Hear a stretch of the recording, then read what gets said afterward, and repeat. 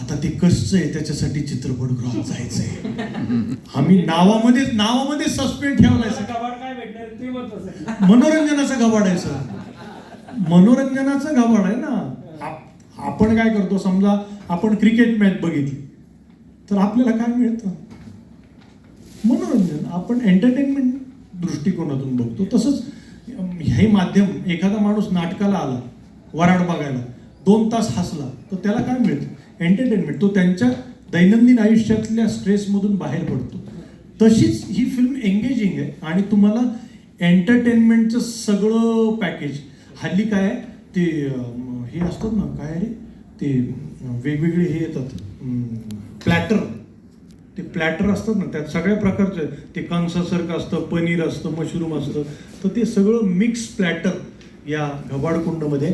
आणि तुम्ही प्रश्न विचारला तो मला आवडला, कारण नावामध्ये गंमत आहे का नाही.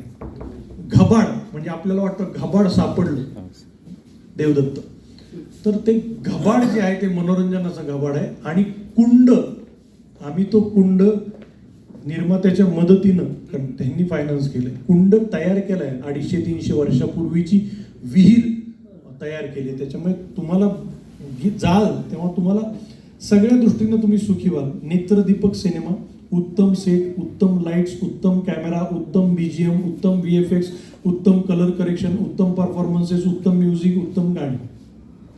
धन्यवाद. जय महाराष्ट्र.